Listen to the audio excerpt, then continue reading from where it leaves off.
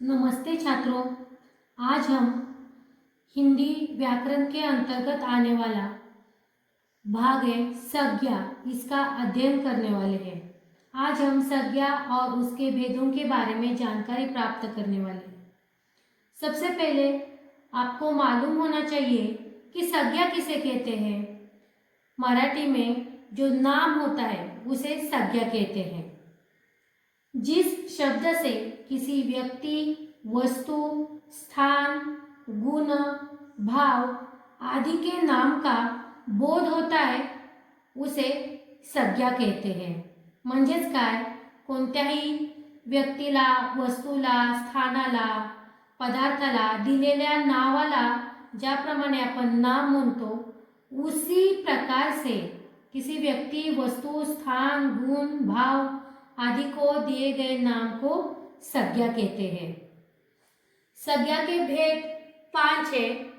पहला है व्यक्तिवाचक संज्ञा, दूसरा है जातिवाचक संज्ञा, तीसरा है भाववाचक संज्ञा, चौथा है द्रव्यवाचक संज्ञा और पांचवा है समूहवाचक संज्ञा।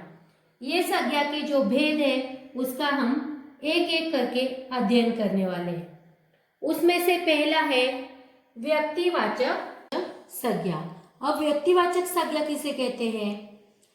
इस संज्ञा से एक ही व्यक्ति, प्राणी या विशिष्ट वस्तु का बोध होता है। क्या? एक ही व्यक्ति,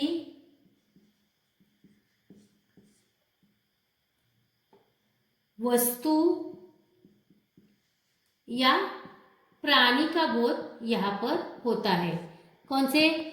एक ही व्यक्ति का, वस्तु का या प्राणी का बोध संज्ञावाचक संज्ञा के अंतर्गत, व्यक्तिवाचक संज्ञा के अंतर्गत आता है। सॉरी, तो यहाँ पर क्या होता है कि व्यक्तिवाचक संज्ञा जो होती है उस संज्ञा में कौन सी भी एक वस्तु हो, एक प्राणी हो, एक व्यक्ति हो, उसका बोध होता है। उदाहरण के तौर पर यहाँ पर बताया जाता है कि हिमालय, हिमालय यह जो है व्यक्तिवाचक संज्ञा के अंतर्गत आता है। क्यों आता है? हिमालय एक ही है। अगर हम पर्वत कहेंगे तो पर्वत व्यक्तिवाचक संज्ञा के अंतर्गत नहीं आएगा, लेकिन हिमालय जो है यह, उसका नाम एक ही है, इसीलिए यह व्यक्तिवाचक संज्ञा के अंतर्गत आता है। उसमें से दूसरा है जातिवाचक संज्ञा। अब जातिवाचक संज्ञा किसे कहते हैं कि जातिवाचक संज्ञा जो होती है उसमें किसी जाति या वर्ग के अंतर्गत आने वाले, किसी जाति या वर्ग के अंतर्गत, वर्ग के अंतर्गत आने वाले,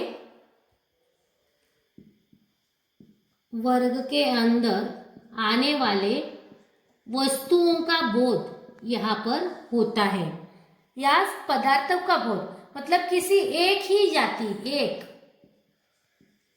किसी एक जाति या वर्ग के अंदर आने वाले पदार्थों का बोध यहाँ पर होता है। उदाहरणार्थ देश, यहाँ पर देश, खाली देश कहा है मैंने।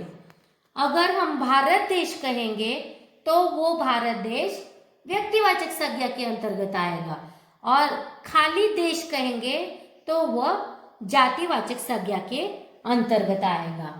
देश का है या नदी है, अगर हम नर्मदा नदी कहेंगे तो नर्मदा यह व्यक्तिवाचक संज्ञा के अंतर्गत आएगा, और नदी है जो कि किसी भी नदी का नाम नहीं बताया, खाली नदी कहा तो वह जातिवाचक संज्ञा के अंतर्गत आएगा। यहाँ पर जातिवाचक संज्ञा की परिभाषा में ही दिया है, जाति या वर्ग के अंदर आने वाले वस्तुओं का या पदार्थों का बोध जातिवाचक संज्ञा के अंतर्गत आता है। तीसरा है भाववाचक संज्ञा। भाववाचक संज्ञा, यहाँ पर सभी प्रकार के भावों का समावेश होता है। मतलब हमारे अंदर जो भाव होते हैं, गुण होते हैं, अवस्था होती है, दशा होती है, इसका बोध भाववाचक संज्ञा के अंतर्गत आता है। मतलब किसी भी भाव, गुण या अवस्था का बोध, या अवस्था का बोध भाववाचक संज्ञा के अंतर्गत आता है। उदाहरण के तौर पर यहाँ पर बताया है कि दया, दया यह एक भाव है। गुण मतलब बहुत होशियार है। यहाँ पर बचपन एक प्रकार की अवस्था है।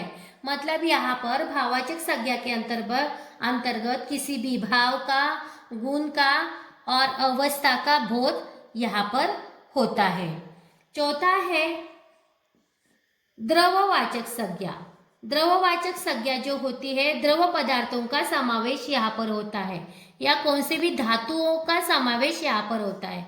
द्रववाचक संज्ञा जो होती है इसमें राशि या ढेर के रूप में ये पाई जाती है। राशि या ढेर के रूप में, राशि या ढेर के रूप में पाई जाती है और इसे नापा या तोला जा सकता है। नापा या तोला जा सकता है, लेकिन इसे गिना नहीं जा सकता। क्या? कि गिना नहीं जा सकता, इसे गिना नहीं जा सकता।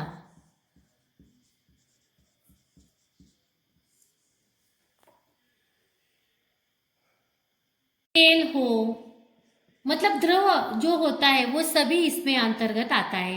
तेल, घी, धातु भी आते हैं, या गेहूं, इसे हम क्या करते हैं, नाप या तौल सकते हैं, लेकिन गिनते नहीं। तेल हो, हम 1 लीटर 2 लीटर ऐसा नाप सकते हैं, लेकिन 1 तेल 2 तेल ऐसा नहीं बोल सकते। गेहूं को भी देखो, हम 1 किलो 2 किलो ऐसा नाप सकते हैं, लेकिन 1 गेहूं 2 गेहूं ऐसा उसको बोल नहीं सकते। मतलब इसे नापा या तोला जा सकता है, लेकिन गिना नहीं जा सकता।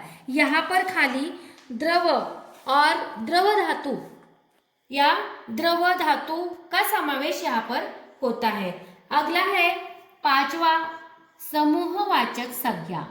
समूहवाचक संज्ञा में शब्द में ही बताया है, समूह किसी भी व्यक्ति का, वस्तु का समूह यहाँ पर होता है।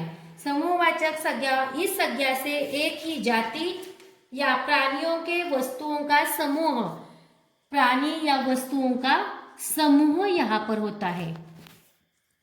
प्राणी या वस्तुओं का समूह यहाँ पर होता है। उदाहरणार्थ यहाँ पर दल होगा, भीड़ होगी या मेला होगा, कौन सा भी, ये सभी प्रकार से जहाँ पर जमाव होता है वहाँ पर समूहवाचक संज्ञा का इस्तेमाल किया जाता है। मतलब प्राणियों या वस्तुओं के समूह का बोध जहाँ पर होता है वहाँ पर समूहवाचक संज्ञा होती है। इस तरह से हमारे संज्ञा और उसके भेद हो गए हैं।